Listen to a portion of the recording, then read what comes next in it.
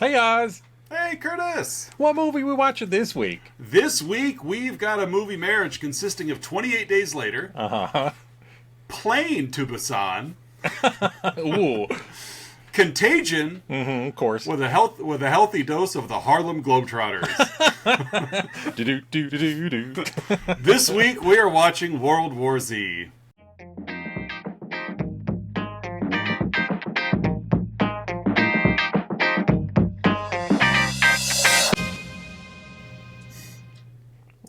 Yeah. So the zombies are like the New Jersey Generals? Yeah, well, I figure, as much like country hopping, I was like, do I go with like James Bond? And I'm like, nah, we'll go the Globetrotters. No, he's been everywhere, man. He's been everywhere. That's right. And I almost went Snakes on a Plane, but then I'm like, wait a minute. There's that zombie movie, Train to Busan. Yep. I'm going to make it Plane to Busan. And there we go. So welcome back, ladies and gentlemen, to another week of Let's Talk About Flicks, that podcast where we take a monthly theme and chuckle ourselves for a good hour or so. I'm one of your hosts, Oz. I'm the other host, Curtis. And we are back this week to talk about the Max Brooks special, World War Z. Max Brooks being the son of Mel Brooks. This was actually the 26th movie in this series. Yeah, exactly. Yeah, it's like the Sufjan Stevens record approach that he tried there of hitting all the states. And Yep. Did he ever get done? No, I think he did too. Yeah, I think he had like Illinois. He had Michigan and Illinois. Illinois. And then he's like, yeah. It's just too many states. He's still. I think, how am I going to get a full album out of Rhode Island? he switched to U.S. territories. Right. Next year, his album about Guam is coming out. That's right. I had heard that he originated with, I'm going to do counties.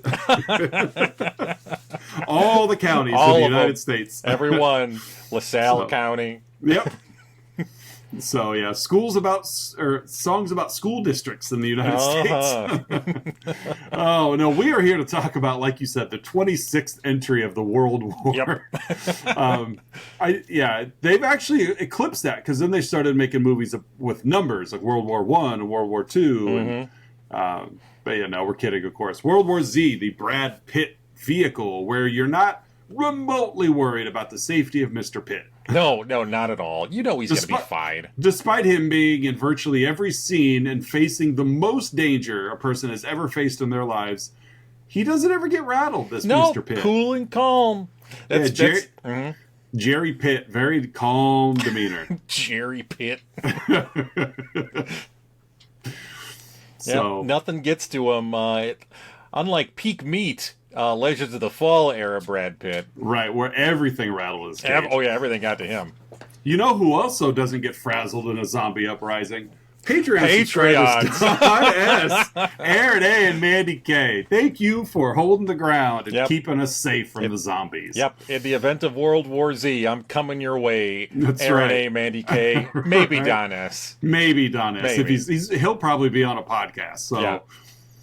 All right, it's my movie this week. It is. So you've got the characters. Hit it, Rockefeller. We're going to start off with the aforementioned Brad Pitt playing Gerry Lane, a former defensive coordinator for University of Pennsylvania. He does. It's a very like white guy football player name. Yeah. Gerry Lane. I'm gonna go with marbled meat Brad Pitt there you go. as opposed Fair to enough. peak meat, because he still looks darn good in this movie. Yes. With his hair that's not quite short but not quite long. Yeah, he's not quite jerky meat Brad Pitt either. He's not that dry. He's an aged slab of beef. He is. What a Slab he is. Slab of meat, Brad Pitt.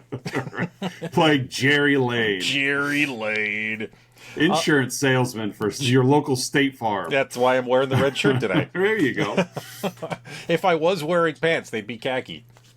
And then his wife, played by Muriel Enos, Karen Lane. So we have a Karen in this movie. This is your pre-Karen phase, so she's actually not a Karen at all. Yeah, she's not a Karen, she's the Karen. I'll just get through the rest of the family. We have Constance Lane, the younger daughter, played by Sterling Gerrans, whatever. And I think Brad Pitt has the easiest name to pronounce in this cast. Yeah, Brad Pitt. Keep it simple, 2 syllables. Right. And then we have Rachel Lane, the older daughter, played by Abigail Hargrove. And then as we have a whole bunch of people who are kind of there until they're not. Yeah. We have Thierry Umatoni, played by Fana Mokona. Nailed it. Yep.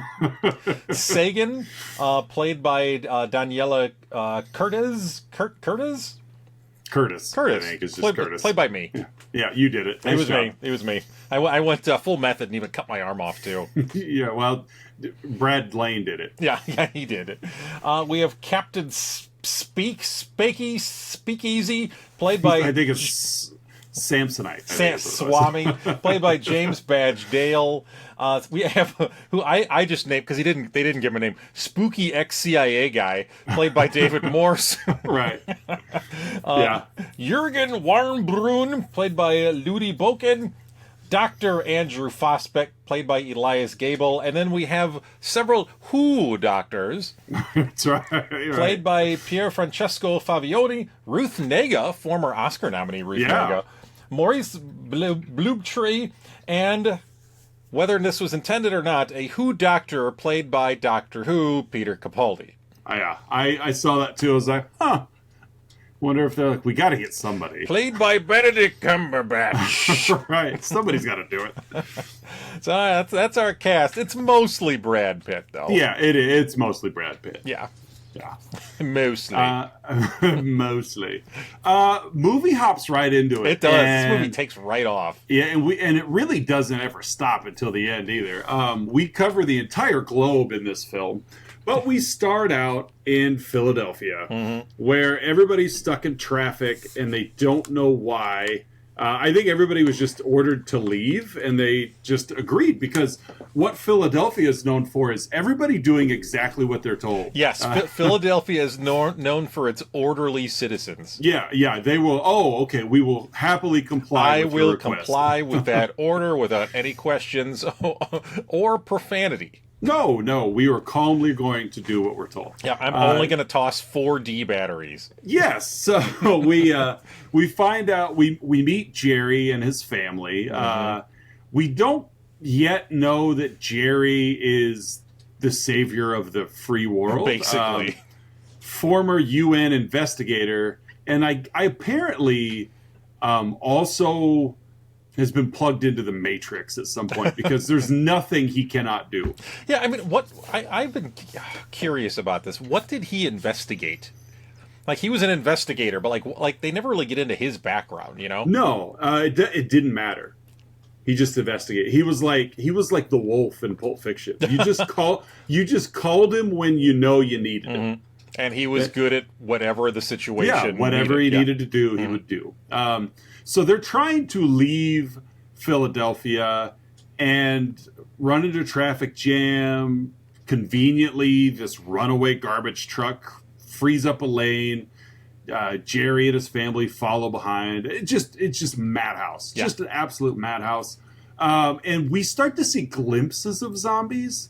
They don't feature them yet. You kind of catch them in like a quick 2 or 3 frames. Yeah.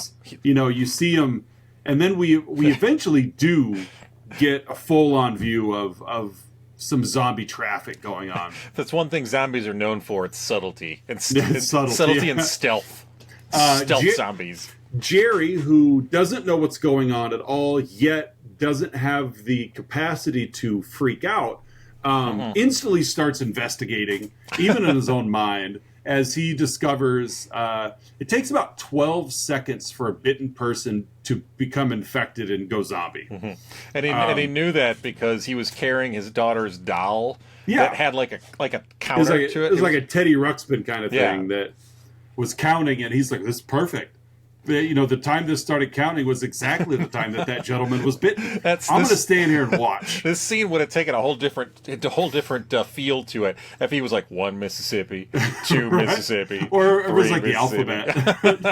It's going to take him until the letter K to turn. And so They escape Philadelphia in a Winnebago that they stole. Yeah. I think that's important to note here, that it's all hands on deck. They end up in Newark. They're in one of his daughters has asthma. They're in a grocery store. He separates from his family for some stupid reason, but that's neither here nor there. Kills a guy. He kills a guy. Just there it is for you, folks. Hero kills a guy. In defense, he was coming. They were attempting to, take his wife basically, and she got loose. He came charged and killed a guy in all this ruckus. Police officer shows up. He's ready to surrender. Cops nowhere interested at all. He's there for baby food. Just to show you just the insanity that has happened. It is anarchy. Laws don't apply anymore. Every man social norms are down. Right. No pleases and thank yous. Which realistically it's a normal work day for Philly and Newark. That would have been more out of the norm if they were being grateful towards each other. Exactly. Whoa, everyone's being super kind to me right now. Oh, how about that weather? And Jerry's got connections, and they are so quick thinking on their feet, both he and Karen. They come out, they realize the Winnebago's been stolen, but she's like, Jerry, apartments. So, he's on the phone with, the UN deputy secretary general. Yeah, because they're besties. Yeah, they're tight. And it's hey, we're headed to this apartment building. Come pick us up on the roof. And I was like, they automatically know exactly what apartment in Newark they're talking about. Yep. We'll be right there, Jer. Jer. They head to the apartment.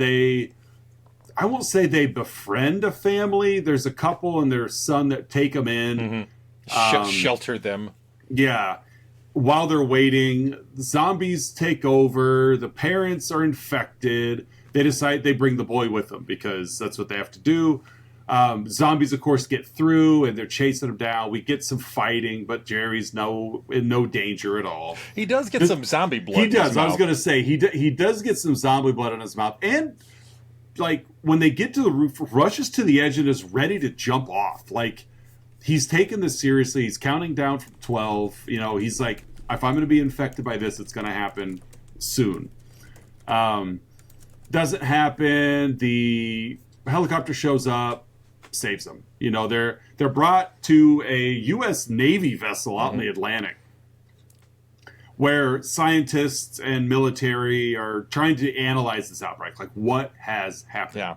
Yeah, everybody's down everywhere. President's dead. Yeah. It's most of the cabinet's dead. It's just it was 1, 2, 3, go, and then the whole world just went to heck.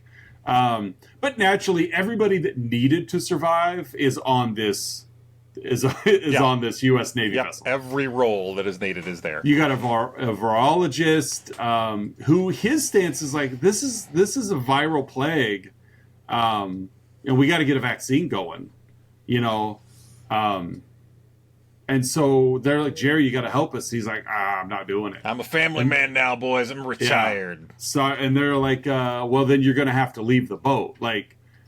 Because everybody on this ship is here to help with this. There's not room for 4 additional people. For freeloaders like you and your family. And that orphan over there. Right. The 5 of you, there's not room for you. I mean, yes, there are hundreds of people on this ship.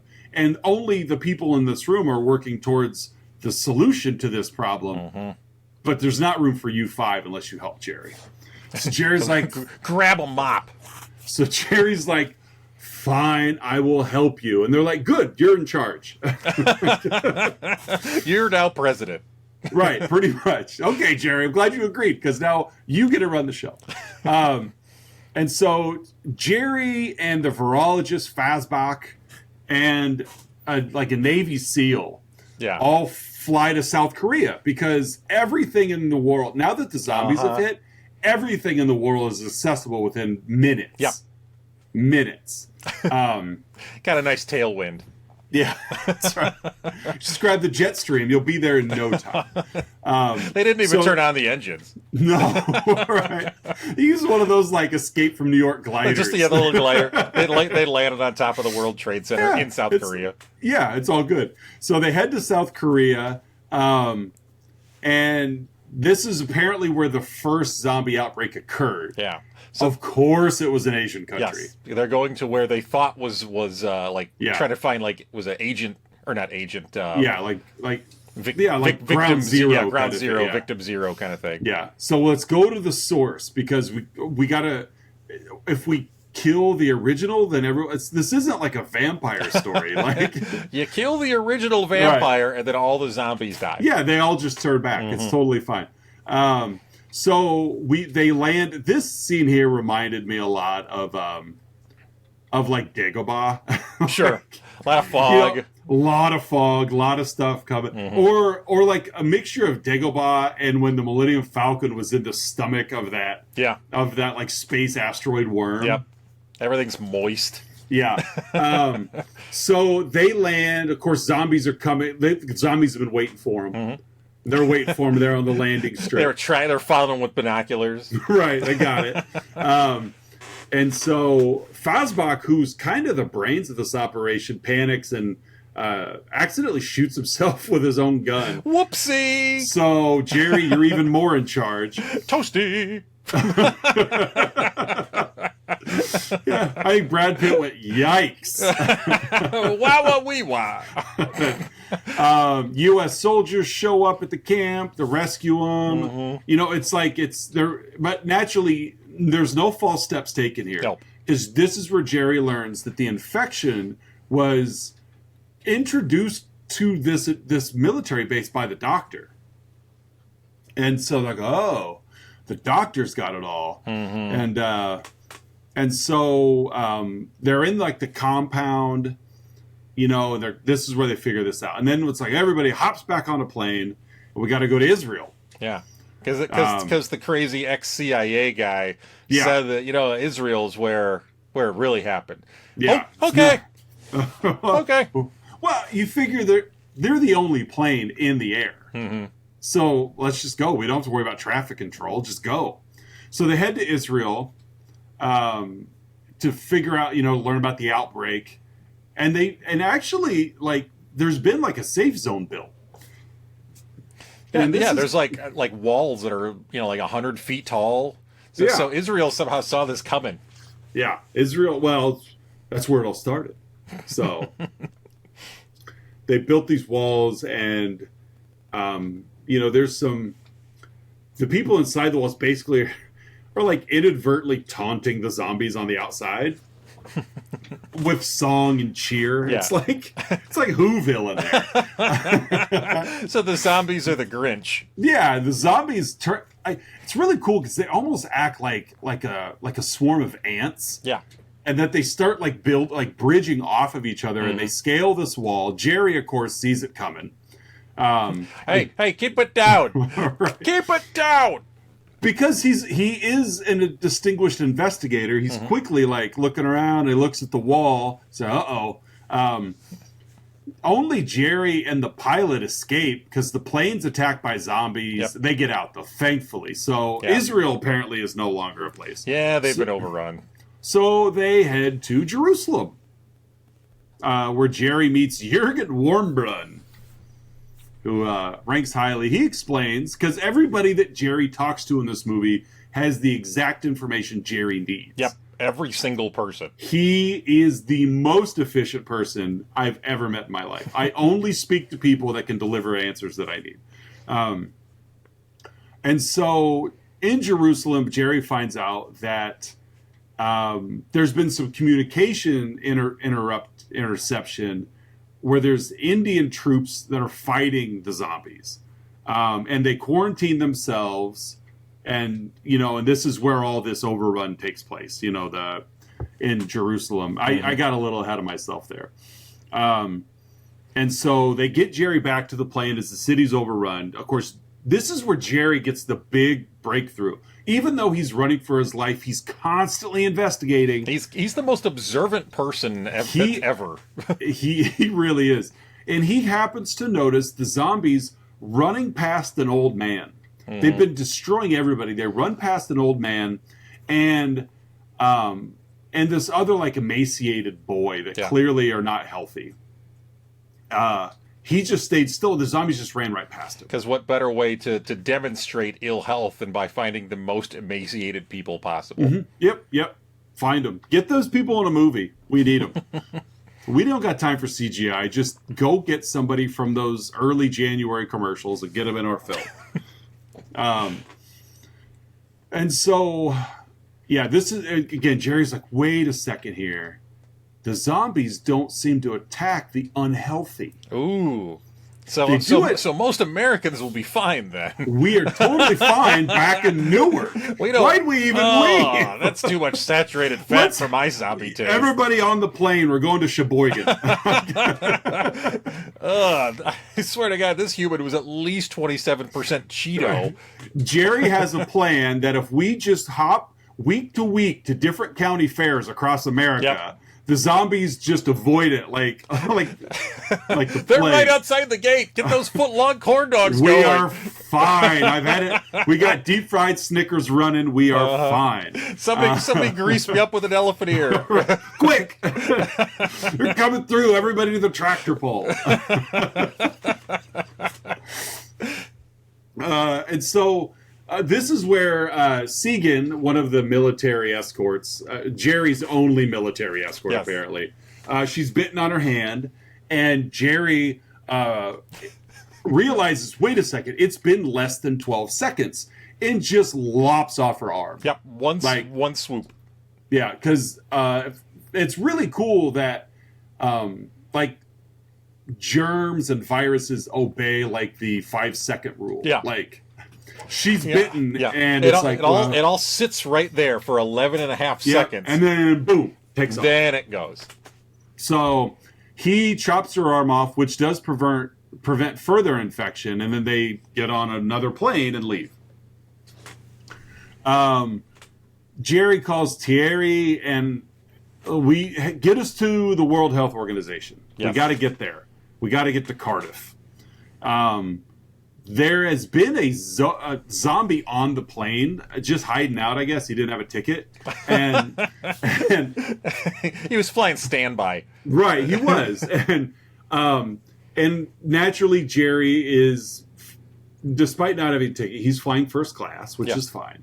And it's kind of a fun sequence of everybody on the front half of the plane. Once they realize the back half of the plane is absolutely being decimated by zombies, the front half of the plane nobody's freaked out. Nobody's panicked at all. Everybody is super calm. And they stack up the luggage, basically thinking, they don't know we're here because of the curtains. Yeah. So let's keep it that way. Well, some idiot dropped a bag and it fell over. And then the zombies, because they all are in the same movie as Gerry, are also immediately good investigators and realize there's people up there as well. So Gerry sets off a grenade on a plane to suck the zombies out, but the plane crashes. I think that was the sequel to Snakes on a Plane, was Grenade on a Plane. Grenade on a Plane. Yeah. Thankfully, though, Gerry and Segan survive, but Gerry's injured. He's now... he's been pierced by some metal rod that has missed every internal organ that he has. Yeah, it just weaved right between them. Thankfully. Yeah, it was like a crazy straw that just went right through him. His organs are like that. It's like the JFK magic bullet. Exactly. So Gerry is injured now. Segan, who has been amputated, is now the healthier of the two. Mm-hmm. She helps them. They do make their way to the World Health Organization. Because the plane crashed, about a half a mile walk away. Yeah, it was close enough. Yeah. Close enough. Gerry then passes out and sleeps for like 3 days. Thankfully, he didn't need any anesthesia because he just was asleep for 3 days as they treated all of his medical issues. Didn't stir at all. Right. He wakes up to a perfectly healthy side. Yeah, I'm totally fine. Totally. It's like it's it's like in Last Crusade where they were like pouring the water and it just heals. Yeah. It just heals. It's just that. They had that at the Who office. He chose wisely. So Elsa, take my hand. Just things that he mumbles in his sleep. Take my hand. I can get it. Junior, let it go. So the staff, despite healing all of Jerry's wounds and not knowing who he is, he just shows up. He's like, "We better help this guy." They're pretty hostile, and like he explains his theory to the scientists that, hey, terminally ill or injured people are safe. They're just not suitable for this infection, and the zombies know it. So if we can develop a pathogen, basically, that will camouflage us to make the zombies think that we're unhealthy, we could totally get past them. And the Who people are like, that sounds great, Jerry. All of our pathogens are in a zombie-infested portion of the office. Yeah, of course they are. So Jerry, who's now perfectly fit, is like, all right, Segan, let's go get the stuff. So he and Segan and the head doctor, because if you're going to send 3 people to do your dirty work, make sure they're the 3 most important people around. Yeah. Right? You guys go and get that pathogen. So they get to it. There's this fun little like Scooby-Doo chase through doors and cross hallways. Zombies are confused. Zombies are confused, not knowing where Jerry went. They're chasing the zombies at one point. So Jerry does get into the lab, but he can't leave because a zombie has blocked his way out. So Jerry's last resort is put up or shut up, and basically he injects himself to test this theory. With mystery vial. Yes, he found the goo, and he has shot himself up with it to face this zombie head on to see if it works. And because it is Brad Pitt, our main character, we know it's going to work. Yeah, of course it's going to work. The movie was fun anyway. It would have been absolutely just fantastic if it didn't work and that zombie just mauled it. Just mows him down. And everyone's just like, what? Catch us next week on World War Z Part 2. So yeah, opens the door, zombie lets him go, and we realize this works. He's got the pathogen in hand. Everybody hops on one more trip. They got one more visit to Nova Scotia they got to go, where he meets up with his family. They develop this vaccine, and it spreads throughout, and everybody is safe now. Yeah. Civilians can safely travel in and out the zombie. It's like we can fight the zombies when they're not attacking us. Yes. So I wonder what deadly virus, what deadly disease they injected themselves with. Because they had to have. I mean, I don't know. I'm guessing it was like. I'm also thinking, what's the quickest way to spread the to spread the cure there, Oz? Yeah, maybe like chlamydia or something like that, right? Like HIV, to where it's like we already have treatments. And this movie did come out like 7 years before COVID, so it's not a COVID knockoff. You just give the cure to the most sexually promiscuous survivors. Yeah, it was just the cold virus. That's all. The zombies like, wait a second, some Dayquil will take care of that. Right. Yeah, it's like you get like 5 to 7 days of peace, and then suddenly it's right back at it. Oh, somebody get more antihistamine. Right. No, we need more histamine. Yeah. We need more. The anti-histamine. Right. And that's World War Z. That's it. Pretty simple movie there, folks. What are the quicker plot wrap-ups we've had? Because but like we talk, like it's a very dense movie, but it's dense of just moments. Like really, if you stay on the top layer and just look at like it's pretty simple, quick moving plot. It's just a matter of he's got to get to the next spot to unlock the next level. It's very video game like in that it's like where are we headed now? The answer's been in Nova Scotia all along. Just got to go to the next Zelbra labyrinth. Exactly.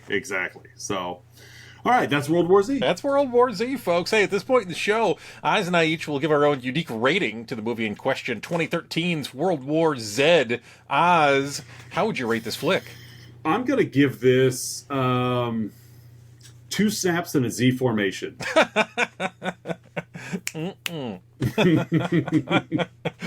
What are you giving it? I'm going to go with 79 vials of herpes. That had to be what it was. Yeah. And Brad Pitt just kept injecting himself. As they're going around, I'm just thinking like the epilogue scenes at the end, like, oh, we're cured. And every survivor is like itching their groin. Everyone's got crabs. Oh, man. Is this really worth it? You really didn't think this one through, Jer. Man, I got a lot of red dots going on. Next up, folks, is Outside Insights. Oz and I have been scouring the interwebs searching for unprofessional reviews that tickle our funny bones, and we hope they tickle yours as well. Oz, what is your Outside Insight? I've got 2. They're fairly quick. Sure. My first one is a half-star review, yet they loved it. Okay. On Letterboxd from Max H. He says, "This movie made me not want to watch The Walking Dead. So net positive, maybe?" Okie dokie. And the second one is a half-star review from Alex Eggroll, who says, one of the 2 movies, the other is Thor 2, that are so bad I had to take a break and finish it the day after. In one of the last scenes of the movie, Brad Pitt kicks a big Pepsi vending machine to stop the zombies from advancing, with some close-up shots really highlighting the brand. Mm-hmm. I watched this movie 10 years ago on a crappy streaming site, and I still remember the scene for the psychological damage I received from it. Not a Pepsi fan. No, just RC. That's it. Yeah, right? So where's that Jones Cola vending machine? Jones Cola. So those are my 2 Outside Insights. What do you got? I got 1. This is an 8 out of 10 review from the, from the Internet Movie Database from Movie Man. At the end of World War Z, just as the credits began rolling, a gentleman, scratch that, an idiot, spoke up from the back of the theater exclaiming, "What? That sucked. The book was nothing like that. Boo!" I'm sure he scurried away back home, logged online, and began tweeting, posting, and blogging, furthering his rant. Much like my response to him at the theater, I hope he received silence in return. I was so mad. It's like I think I had a similar one a week or 2 ago, where it's like the person like edits themselves. Oh yeah. Just as the credits began rolling, a gentleman, scratch that, an idiot. Right. Yeah. My keyboard's sticky and my backspace doesn't work. So scratch that. An idiot. Stupid. Oh, self-editing. Yep, so those are our Outside Insights. Hey, folks, it's that moment in the show you've all been waiting for. Our signature segment, the 3-2-1, in which Oz and I each share 3 goods, 2 bads, and 1 about the movie in question, World War Z. Oz, what are your 3 goods? My first good is I really enjoy like a chaotic cold open scene. Yeah. With just little explanation, just thrusting you right into it. And if it's done well, you're hooked. Like, and they did it well in this one. Yeah. Like, just, you've got calm, just gridlock streets, and then suddenly, boom, here comes this garbage truck, and you're like, oh, this is kind of going on. This is intense. So I really love a chaotic opening scene. Well, my second one, good for Jerry's a survivor. Mm-hmm. Like, there's no doubt about it. There's not a problem this man cannot escape from. Jerry's a survivor. Destiny's Child would be proud. He's a survivor. Right. My third one is, despite the longer runtime, there was plenty of action in this movie. Yeah. Which is beneficial. It's just clocks it just shy of 2 hours long. And there's a lot of globe hopping and there's a lot of science talk. But there's also a lot of action that kind of balances things out. Mm-hmm. So that made it tolerable. Yeah. So those are my 3 goods. What do you got? I'm going to go with, first of all, just aged and marbled Brad Pitt. Yeah. I don't think he's ever going to be an ugly guy. No, he's a beautiful man, and he deserves our envy. Yeah, fair enough. So that's the first one. My second one is the screeching zombies. This movie distinguishes its zombies by making them sound like raptors. Oh, yeah. It was pretty cool. Yeah, it sounds like the raptors from Jurassic Park, descending on their prey. And my last good, the makeshift forearm armor. How Gerry would duct tape thick magazines to his arm. Yeah, that was it was fun. In a zombie apocalypse, Oz, what magazine would you reach for? Oh man, that's a good question. Probably the Olivet Nazarene University alumni magazine. Thick pages, nice solid cover, Yep. I'd probably go with something like that. Nice matte finish cover. Yeah, I mean, you figure the day of the yellow pages are past, so you can't just grab a thick phone book and go. Mm-hmm. Maybe a Christmas catalog. There you go. Costco or something. I don't know. What would you pick? Probably, maybe a Modern Bride. Oh. You want to Southern living, glamour. I want to be able to read 7 Ways to Please Your Man as I'm fending off zombies. There's a TV guide. I'd get bit. It's not going to cover much area, but hey, look what's on the WB later. You got Michigan J. Frog singing to you. My favorite Gilmore Girls episode is on tonight. My daughter's been binging Gilmore Girls. Oh, really? Yeah.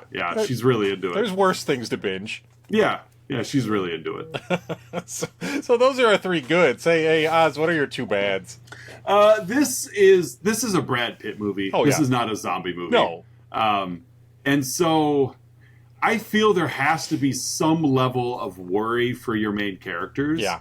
Something that The Walking Dead did perfectly in its first 4 seasons. Yeah, he was never in peril. No, exactly. No. And so, it's a safe ride with that. When you're not ever worrying about your lead being in any type of mortal danger, it just takes a little bit out of it. And so that's it.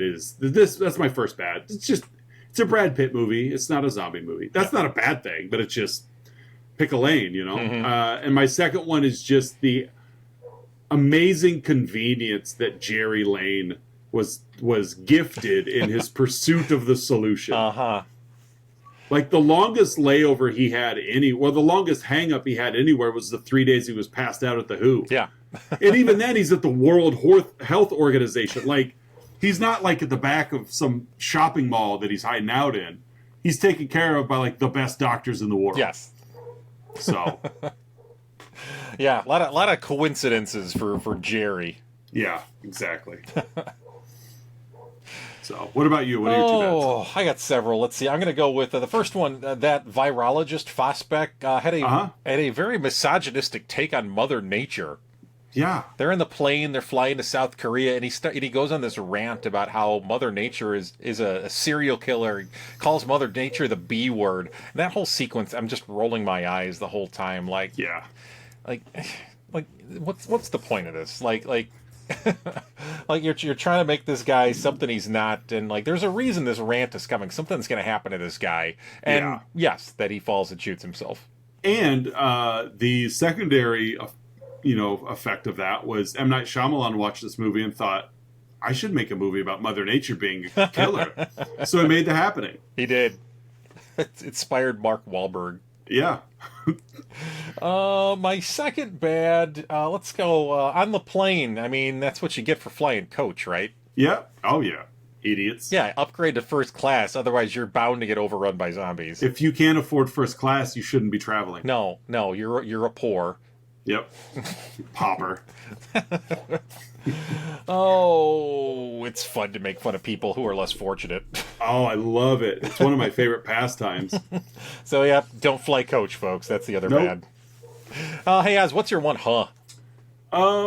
Did Gerry have any layovers for any of his flights? No. Or there was constantly pilots at the ready just waiting for Gerry to show up. They never had to assemble a troop or find a pilot or fuel up or anything. Yep. Everybody was just ready. Nope, he just hopped out to Hudson News and grabbed a new phone charger and he was off.